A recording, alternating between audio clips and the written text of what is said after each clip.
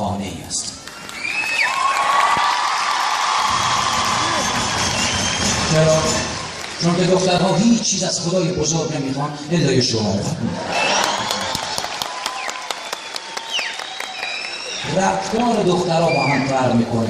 شما نگاهی دختر فردا تولدش، امروز سارا براش SMS تبریک تولد میفرسته. چیزی متن SMS رو دقت کن چقدر با پسرها داره.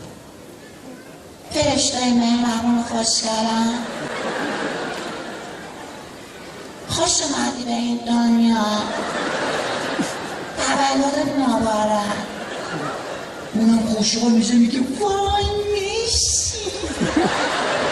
اون وقت پسرها رو نگاه کن، مثلا SMS نرخن روز نحس.